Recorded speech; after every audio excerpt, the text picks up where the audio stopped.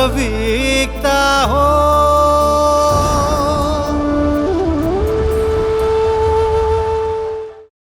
आदरणीय दर्शकवृन्द, नमस्कार। आशाको सन्देश नेपालद्वारा सञ्चालित वास्तविकताको यो कार्यक्रममा यहाँलाई स्वागत छ। वास्तविकता यो हो कि स्वर्ग र पृथ्वी र सम्पूर्ण विश्वलाई सृष्टि गर्ने एकमात्र परमेश्वर हुनुहुन्छ। त्यो परमेश्वर सृष्टिकर्ता मात्र होइन, तर सम्पूर्ण मानव जातिलाई प्रेम गर्ने परमेश्वर पनि हुनुहुन्छ। त्यो परमेश्वर तपाईँ र मलाई प्रेम गर्ने परमेश्वर पनि हुनुहुन्छ। हाम्रो विश्वासको आधार बाइबल नै हो। बाइबलमा यीशु ख्रीष्ट मुख्य व्यक्ति हुनुहुन्छ। यसुको बारेमा बाइबलमा यसरी लेखिएको छ, किनभने परमेश्वरले संसारलाई यस्तो प्रेम गर्नुभयो कि उहाँले आफ्नो एकमात्र पुत्र दिनुभयो, ताकि उहाँमाथि विश्वास गर्ने कोही पनि नाश नहोस्, तर त्यसले अनन्त जीवन पाओस्। यहाँ भनिएको एकमात्र पुत्रले यसुलाई बुझाउँछ। यसै कारण उहाँले आफ्नो एकमात्र पुत्र अर्थात् यसुलाई यस संसारमा पठाउनु भयो। यसु यस संसारमा मानव रूप धारण गरेर आउनुभयो र सम्पूर्ण मानव जातिलाई पापबाट उद्धार गर्न आफ्नै प्राण अर्पण गर्नुभयो। उहाँले आफ्नो प्राण अर्पण गर्नुको मुख्य उद्देश्य मानिसलाई अनन्त जीवन दिनु थियो। विगत केही महिनादेखि मैले यसै च्यानलबाट परमेश्वरको राज्य भन्ने विषयमा बोल्दै आएको छु। यो विषयमा बोल्नलाई मैले बाइबलको विभिन्न पुस्तकबाट पढ्ने गरेको छु। आजको सन्देशको निम्ति म बाइबलको मत्तीको सुसमाचार भन्ने पुस्तकको 13औं अध्यायको 24 देखि 30 पदबाट र त्यसैको 37 देखि 43बाट पढ्न गइराखेको छु, जुन यस प्रकार छ। यसुले फेरि तिनीहरूलाई अर्को दृष्टान्त सुनाउनु भयो। स्वर्गको राज्य एकजना मानिस जस्तो हो, जसले आफ्नो खेतमा असल बिउ छर्यो। तर मानिसहरू सुतेको बेला उसको शत्रु आयो र गहुँका बीचमा सामाहरू छरेर गयो। जब बोट निस्केर त्यसमा दाना लागे, तब सामा पनि देखा पर्यो। घरका मालिकका कमाराहरूले आएर उसलाई भने, हजुर, के तपाईँले आफ्नो खेतमा असल बिउ छर्नुभएको होइन? त्यहाँ सामा कहाँबाट आयो? घरको मालिकले तिनीहरूलाई भन्यो, कुनै शत्रुले यसो गरेको हो। कमाराहरूले उसलाई भने, के हामी गएर ती बटुलौँ? तर उसले भन्यो, त्यसो नगर, नत्र त तिमीहरूले सामा उखेल्दा गहुँ समेत उखेल्नेछौ। फसलको समयमा दुवैलाई सँगसँगै बढ्न दियो।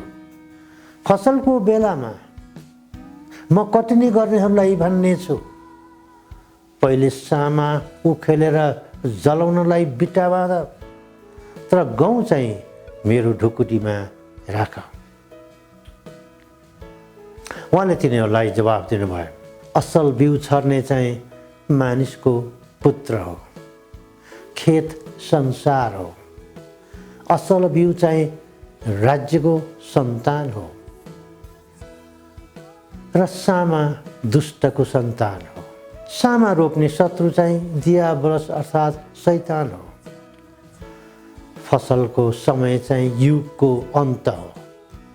खेतालाहरू स्वर्गदूतहरू हुन्। जसरी सामा उखेलेर आगोमा भस्म गरिन्छ, युगको अन्तमा पनि त्यस्तै हुनेछ। मानिसको पुत्रले आफ्ना दूतहरू पठाउने छ र पाप गर्न लाउने प्रत्येक थोक र दुष्ट काम गर्नेहरू सबैलाई तिनीहरूले उसको राज्यबाट बटुल्नेछन् र उनीहरूलाई आगोको भट्टीमा फालिदिनेछन्। त्यहाँ मानिसहरू रुनेछन् र दारा किट्नेछन्। तब धर्मी जनहरू आफ्ना पिताको राज्यमा सूर्य जस्ता चम्किला हुनेछन्। जसको कान छ त्यसले सुनोस्। आजको सन्देशको शीर्षक छ परमेश्वरको राज्यमा धर्मीजन। बाइबलको मत्ती सुसमाचार भन्ने पुस्तकको 13औं अध्यायमा येशूले वहाँका आउने हजारौँ मानिसहरूको भिडलाई परमेश्वरको राज्यको बारेमा विभिन्न दृष्टान्तहरू भनेर सिकाउनु भएको छ। ती दृष्टान्तहरूले परमेश्वरको राज्यको रहस्यका कुराहरू देखाउँछन्। योभन्दा अघिल्लो सन्देशमा पनि एउटा दृष्टान्तको बारेमा हामीले सिकेका थियौँ। अहिले पढेको खण्डमा एकजना मानिसले आफ्नो खेतमा गहुँ रोपेको, तर राति उसको शत्रु आएर गहुँको बीचमा सामा रोपेर गएको दृष्टान्त छ। गहुँ र सामा सँगसँगै उम्रे, तर पछि थाहा भयो कि शत्रु आएर सामा रोपेछ। ती मालिकका नोकरहरूले त्यो सामालाई उखेलेर नष्ट गरिदिने विचार गरे, तर मालिकले त्यसो गर्न दिएनन्। फसलको समयमा मालिकले ती नोकरहरूलाई पहिले सामालाई उखेलेर नष्ट गर्ने, तर गहुँ चाहिँ आफ्नो ढुकुटीमा राख्ने निर्देशन दिए। यो दृष्टान्तको अर्थ येशूले यसरी बताउनु भयो, जस अनुसार असल बिउ छर्ने मानिस येशू आफै हुनुहुन्छ। खेत यो संसार हो जहाँ सबै थरीका मानिसहरू बस्छन्। असल बिउ चाहिँ राज्यका सन्तान अर्थात् येशूमाथि विश्वास गर्नेहरू हुन्। यहाँ बयान गरिएको सामाले दुष्टका सन्तानलाई बुझाउँछ। सामा रोप्ने व्यक्ति शैतान हो, जसलाई यहाँ दियाबलस भनिएको छ। फसलको समयले यस युगको अन्तलाई बुझाउँछ। परमेश्वरको राज्यको सम्बन्धमा येशूले भन्नुभएको दृष्टान्तमा मुख्य 4 किसिमका पात्रहरू देखिन्छन्। पहिलो, असल बिउ छर्ने येशू आफै हुनुहुन्छ। येशू यस संसारमा आउनुको मुख्य उद्देश्य मानिसलाई परमेश्वरको राज्यमा प्रवेश गर्ने बाटो खोलिदिनु थियो। यसकारण उहाँले सेवा गर्नुभन्दा अघि यसो भनेर प्रचार गर्नुभयो, समय पुरा भएको छ र परमेश्वरको राज्य नजिक आइपुगेको छ। पश्चाताप गर र सुसमाचारमा विश्वास गर। उहाँको प्रचार सुनेर मानिसहरूले उहाँमाथि विश्वास गरे। विश्वासद्वारा उनीहरूले उद्धार पाए र उनीहरू परमेश्वरका सन्तान भए। आज पनि हरेक दिन लाखौँ मानिसहरूले येशूमा विश्वास गरी उद्धार पाइरहेका छन्। विश्वास गर्नेहरूमध्ये 12 जना उहाँका चेलाहरू थिए। यसकारण उनीहरूद्वारा त्यति बेलाका धेरै मानिसहरूले येशूमाथि विश्वास गरे। ती असल बिउहरू भए, जसद्वारा सम्पूर्ण विश्वमा परमेश्वरको राज्य फैलाउने काम भएको छ। त्यो असल बिउ छर्ने काम येशूले मात्र गर्नु भएन, तर उहाँका चेलाहरूले पनि गरे। येशूको स्वर्गारोहणपछि उहाँले गर्नुभएका काम उहाँका चेलाहरूले गर्न थाले। गाउँ गाउँमा र सहर सहरमा ती चेलाहरूले परमेश्वरको राज्यको प्रचार गरे। यसकारण तिनीहरू पनि असल बिउ छर्नेहरू हुन्। येशूको सुसमाचार प्रचार गर्ने हामी सबैजना असल बिउ छर्नेहरू हौँ। दोस्रो, असल बिउ राज्यका सन्तानहरू। येशूले भन्नुभयो, असल बिउ चाहिँ राज्यका सन्तानहरू हुन्। यिनीहरू नै धर्मी जनहरू हुन्। यहाँ लेखिएको छ, तब धर्मी जनहरू आफ्ना पिताको राज्यमा सूर्य जस्ता चम्किला हुनेछन्। राज्यका सन्तानहरू तिनीहरू हुन् जसले येशूलाई आफ्नो व्यक्तिगत मुक्तिदाताको रूपमा ग्रहण गरेका छन्। बाइबलको अर्को ठाउँमा यसरी लेखिएको छ, तर जतिले उहाँलाई अर्थात् येशूलाई ग्रहण गरे र उहाँको नाउँमाथि विश्वास गरे, उहाँले तिनीहरूलाई परमेश्वरका सन्तान हुने अधिकार दिनुभयो। यसकारण येशूमाथि विश्वास गर्ने सबै असल बिउहरू हुन् र धर्मी जनहरू हुन्। उनीहरूको भविष्य अत्यन्तै आशिषमय छ। उनीहरू परमेश्वरको राज्यमा अर्थात् स्वर्गमा पिताको साथमा सधैँभरि रहनेछन्। यो महिमित आशा हो जुन निराशामा परिणत हुँदैन। यसुलाई विश्वास गर्ने वा नगर्ने मानिसको आफ्नै इच्छा हो र छनौट हो। सबै मानिसहरू असल बिउ बनुन् र परमेश्वरको राज्यमा प्रवेश गरून् भन्ने परमेश्वरको इच्छा छ। तेस्रो, सामा दुष्टका सन्तानहरू।